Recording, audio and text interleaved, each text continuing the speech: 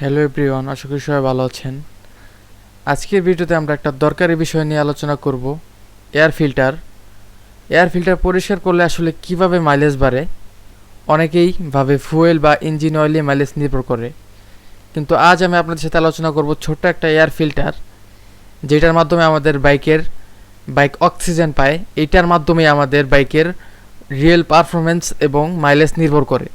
তো চলেন আজকে আমরা এই এয়ার ফিল্টার থেকে মাইলেজ কীভাবে বাড়ে এই বিষয়ে 10টা টপিক নিয়ে আলোচনা করব। তো চলেন আজকের ভিডিওটা শুরু করা যাক। এয়ার ফিল্টার পরিষ্কার করলে মাইলেজ বাড়ার 10টি কারণ ও উপকারিতা আজকে এই বিষয় নিয়ে আপনাদের সাথে আলোচনা করব। তো চলেন 1 নম্বর বিষয় নিয়ে আলোচনা করি। ইঞ্জিনে সঠিক পরিমাণে বাতাস প্রবেশ করে।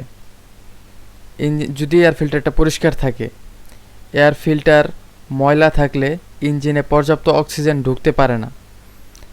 পরিষ্কার ফিল্টার থাকলে ফুয়েল ও এয়ার মিশ্রণ ঠিকভাবে হয়, ফলে জ্বালানি পুরোপুরি পুড়ে যায়, মাইলেজ বাড়ে।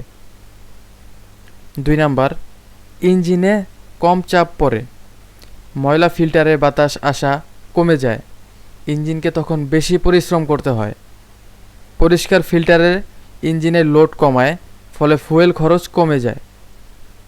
আমাদের সবসময় মাথায় রাখতে হবে 1 সপ্তাহ, 2 সপ্তাহ অথবা 1 মাস পর পর আমাদের এয়ার ফিল্টারটা একবার চেক দেওয়া এবং পরিষ্কার করা।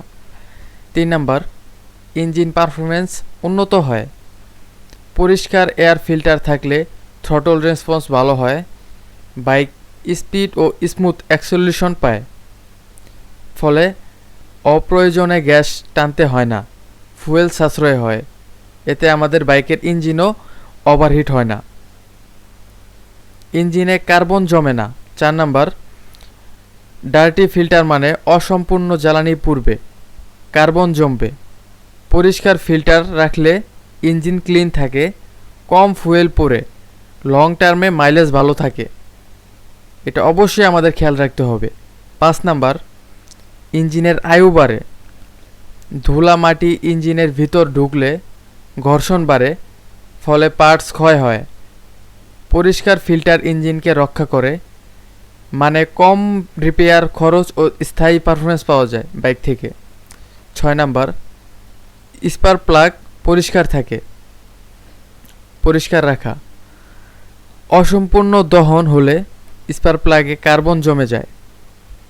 ভালো এয়ার মিশ্রণে প্লাগ ক্লিন থাকে, ইগনিশন ঠিকভাবে হয়, ফুয়েল কম লাগে।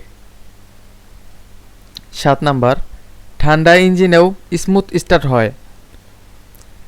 যদি আপনার এয়ার ফিল্টার এবং স্পার্ক প্লাগ ঠিক থাকে, বাতাস ঠিক মতো ঢুকলে ঠান্ডা ইঞ্জিনে স্টার্ট নিতে কষ্ট হয় না। এটা বিশেষ করে শীতের সময় যাদের এফআই ইঞ্জিন, এই যে আমারটা এফআই ইঞ্জিন, আশা রাখি যদি আমার সব কিছু ঠিক থাকে আমার বাইকের, তাহলে এই শীতের সময় আমার ওই ভোগান্তিটা হবে না। অনেক এফআই বাইক ইউজারদের আমি শীতের সময় বিগত বছরে দেখতে পাচ্ছিলাম যে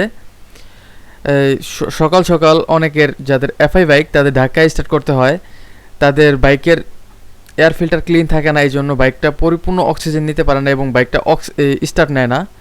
এতে দোষ হয় ব্যাটারির উপর, যে ব্যাটারি বয়ে পড়ছে, আরও কত ঝামেলা। এক সমস্যা থেকে আরেক সমস্যা হয়, তো আমাদের এটা খেয়াল রাখতে হবে। বেশি স্টার্ট চেষ্টা মানেই ফুয়েল খরচ, এটা কমে যায়। 8 নাম্বার, বাইক কম্পন ও আওয়াজ কমে যায়। ফিল্টার নোংরা থাকলে ইঞ্জিনের চলন ভারসাম্য হারায়। পরিষ্কার ফিল্টার থাকলে ইঞ্জিন স্মুথ চলে, ফলে বাইক কম শব্দ করে আর জ্বালানি সাশ্রয় হয়। এটা সবাই আমাদের খেয়াল রাখতে হবে। 9 নাম্বার, থ্রটল ওপেন করতে কম গ্যাস লাগে। রাইডারকে থ্রটল বেশি ঘোরাতে হয় না যদি এয়ার ফ্লো ঠিক থাকে। এটা আমাদের সবসময় মাথায় রাখতে হবে যে আমাদের ইঞ্জিন অয়েল, তারপর হচ্ছে আমাদের এই যে engine oil filter, air filter, বাইকে যেগুলো কিছুদিন পর পর 1,500 2,000 কিলো পর পর চেঞ্জ করতে হয়, এগুলো সঠিকভাবে মেনটেন করে রাখতে পারলে আমাদের বাইক থেকে আমরা ভালো মাইলেজ পাবো, ভালো পারফরমেন্স পাবো এবং আমাদের সার্ভিসিং চার্জটা কমে যাবে এবং আমরা অল্প টাকায় অল্প তেলে অধিক মাইলেজ পাবো। 10 নাম্বার, লং রাইডে কনসিস্টেন্ট মাইলেজ মেলে। পরিষ্কার ফিল্টার লং রাইডে ইঞ্জিনের শ্বাস নেওয়া সহজ রাখে, ফলে একটা স্টেবল মাইলেজ পাওয়া যায়, ফুয়েল ও পারফরমেন্স দুই ঠিক থাকে। আমাদের বাংলাদেশের যে অবস্থা, রোডঘাটে এত পরিমাণ ধুলাবালু, তো এটা বলতেই হয় যে আমাদের 2-1 মাস পর পর আমাদের একটা করে এয়ার ফিল্টার কিনতে হবে, কারণ রোডঘাটে যত ধুলাবালি যত নোংরা থাকবে তত আমাদের এয়ার ফিল্টার নোংরা হবে এবং ময়লা হবে, নষ্ট হবে। কারণ ওই অক্সিজেন নেওয়ার সময় যে ধুলাবালিটা বাইকটা নিবে, তখন ওই এই তাদের বলতে পারেন যে এয়ার ফিল্টারের মাঝখানে যে ঘরগুলো থাকে, এই ঘরগুলো ময়লার দ্বারা ভরে যায়। তারপর বাইকটা পরিপূর্ণ অক্সিজেন নিতে পারে না এবং আমাদের বাইকটা তখন মাইলেজ ড্রপ করবে, পারফরমেন্স ড্রপ করবে। তো এই বিষয়ে খেয়াল রাখতে হবে। কিছুদিন পর পর যদি ময়লা থাকে তাহলে চেক করে ওয়াশ করে নিতে হবে, তাহলে আমরা ভালো মাইলেজ পাবো লংয়ে এবং শর্টে। সিটিতেও ভালো মাইলেজ পাবো, লংয়েও ভালো মাইলেজ পাবো। এতে আমাদের অনেক সাশ্রয়ী হবে আমাদের বাইকার ভাইদের। যারা অল্প টাকায় ভালো মাইলেজ চান তারা আর কিছু না করলেও ভালো ভালো তেল নেবেন, ভালো অকটেন নেবেন, ভালো তারপর যে বলতে পারি পেট্রোল, যারা পেট্রোলে চালান এগুলো নেবেন এবং বাইকটা ভালো সার্ভিসের মাধ্যমে রাখবেন এবং এয়ার ফিল্টারটা কিছুদিন পর পর চেক দিবেন। এতে আপনারা ভালো মাইলেজ যেমন পাবেন তেমনি আপনাদের বাইক থেকে আপনারা সন্তুষ্ট থাকবেন। তো আজকে এই বিষয় নিয়ে 10টা বিষয় নিয়ে আলোচনা করলাম। অনেকে আমার ভিডিও দ্বারা আজকে উপকৃত হবে, অনেকে শেষ পর্যন্ত ভিডিওটা দেখবে না।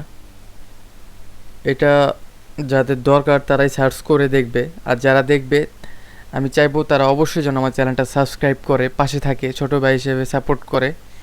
এবং যদি আরও কোনো বিষয় জানতে চায় মূল্যবান একটা কমেন্ট করবেন, লাইক করবেন, ভিডিওটা শেয়ার করবেন। আবার দেখা হবে আপনাদের সাথে নতুন কোনো ভিডিওতে, নতুন কোনো টপিকে, নতুন কোনো ট্রাভেল ব্লগে। এর আগে আমি বলতে চাই যে আজকের বিকালটা অনেক সুন্দর একটা বিকাল। এই বিকালে আমি বিকেলে অথবা সন্ধ্যার সময় আমি খুব কম বের হই, সন্ধ্যার পরে বেশি বের হই বাইক নিয়ে। তো আজকে বের হলাম, মন মেজাজ শরীর স্বাস্থ্য খুবই ভালো, মনটাও ভালো। এই জন্য ভাবলাম কোনো বিষয়ে আজকে আপনাদের সাথে আলোচনা করা যাক, যে বিষয়টাতে আমার বাইকার ভাইয়েরা উপকৃত হবে। তো যেহেতু মোটো ব্লগার হয়েছি, বাইকারদের বিভিন্ন টিপস অ্যান্ড ট্রিক্স দিব, ট্রাভেল ব্লগ দিব। যারা ঘর থেকে বের হতে পারে না, আমাদের মাধ্যমে বাইরের জগৎটাকে দেখে মোটো ব্লগারের মাধ্যমে। এখন পর্যন্ত আমার বাইকের লাইসেন্স এবং কাগজ বাইকের কাগজ এবং আমার লাইসেন্স দুইটার একটাও নাই। এই জন্য আমি এখন লং ট্যুর দিতে পারতাছি না। এই জন্য খুবই সরি যে লং ট্যুর মোটো ব্লগারদের মূল টার্গেট হচ্ছে লং ট্যুর দিবে সাবস্ক্রাইবারদের সাথে নিয়ে। তো ইনশাল্লাহ একদিন সব হবে, লাইসেন্স এবং গাড়ি কাগজ হয়ে গেলে। তো আজকের ভিডিওটা আর বেশি বড় করব না, সবাই ভালো থাকবেন। আবার দেখা হবে নতুন কোনো ভিডিওতে, নতুন কোনো টপিকে, নতুন কোনো ট্রাভেল ব্লগে। আর যারা এখন পর্যন্ত সাবস্ক্রাইব করেন নাই অবশ্যই সাবস্ক্রাইব করে দেবেন, আর যারা ফেসবুক পেজ থেকে দেখছেন অবশ্যই পেজটা ফলো করে দেবেন। আবার কথা হবে নতুন কোনো ভিডিওতে। আল্লাহ হাফেজ।